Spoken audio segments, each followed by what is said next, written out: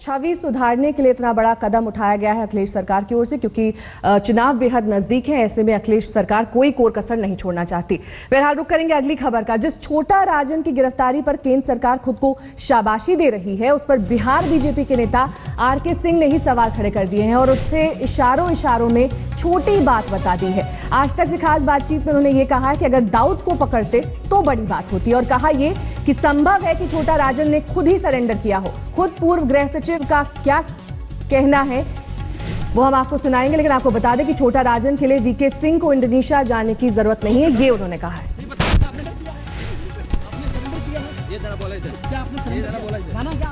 हमारे साथ पूर्व गृह सचिव और बीजेपी के वरिष्ठ नेता आर.के. सिंह साहब हैं, ये उनसे बात करते हैं। सर, इसको आप किस तरह से देखते हैं?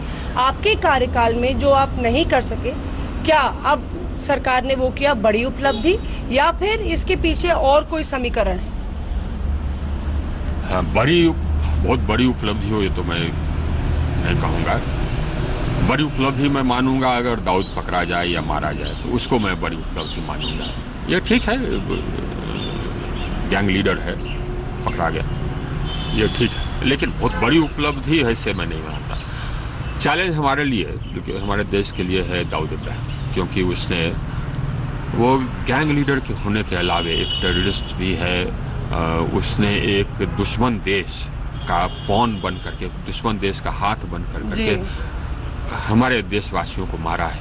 तो हमारे लिए तो ज़्यादा इम्पोर्टेंट दाऊद इब्राहिम है, और उसको पकड़ना या मारना ज़्यादा इम्पोर्टेंट हमारे लिए है। सर, आपके हाथ में गृह मंत्रालय की बागडोर रही है, आप पूरे डायनामिक्स समझते हैं। आज की डेट में अगर छोटा राजन अरेस्ट होता है, तो क्या आपको नहीं लगता ये सवाल खड़े हो रहे हैं कि क्योंकि एक तरह से कहीं ना कहीं छोटा राजन को दाऊद के टारगेट पे था, लगातार उसको डर था अपनी जान का, तो सरेंडर की जो बड़ी पॉसिबिलिटी है वो बनती नजर आ रही है। इसको हम लोग रूल आउट नहीं कर सकते हैं कि छोटा राजन चाहता होगा कि वो गिरफ्तार हो जाएगा अपने सिक्योरिटी के लिए, क्योंकि इस पर पहले दाऊद के लोग हमला कर चुके थे थाईलैंड में, और ऑस्ट्रेलिया में भी दाऊद के लोग पहुंच चुके थे।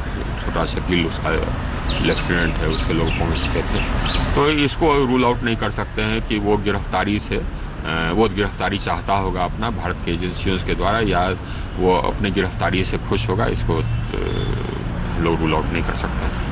हो सकता है कि अपनी जान बचाने के लिए वो गिरफ्तार होना चाहता हो, पर जो भूमिका वीके सिंह साहब की आ रही है, आपको लगता है कि कोई मंत्री वहां जाएगा और 4-5 दिन वहां डेरा डालेगा? आपके सहयोगी भी रहे हैं, तो उनकी भूमिका को किस तरह से देखते हैं, या नहीं? या अब मुझे जानकारी नहीं है कि वीके सिंह साहब क्यों गए हैं वहाँ। अमूमन मंत्री को जाने की आवश्यकता तब पड़ती है जबकि मंत्री स्तर पर बातचीत करने की जरूरत पड़े। यहाँ पर क्या एम्बेसडर काफ़ी नहीं थे डिपोर्टेशन अरेंज करने के लिए, ये सवाल उठता है। क्या ये कठिनाई थी डिपोर्टेशन अरेंज करने में जिसके कारण कि इनको वहाँ के मंत्री से बात करने की, या फिर श्रेय का मसला था, या फिर श्रेय लेने का मसला? श्रेय लेने के लिए इसको आप मंत्री भेज करके आप श्रेय क्या लेंगे? लेकिन ये प्रश्न है कि मंत्री भेजने की आवश्यकता क्या है, क्योंकि अमूमन डिपोर्टेशन अरेंज करने के लिए तो एम्बेसडर काफ़ी है। हाँ, अगर डिपोर्टेशन में कठिनाई हो, अगर वो डिपोर्टेशन नहीं देना चाहते हो, अगर ऐसी बात होता है, लगता महसूस नहीं होता कि इंडोनेशिया, देखिए ये हमको नहीं लगता है, इसलिए कि इंडोनेशिया में कोई केस है नहीं उसके खिलाफ।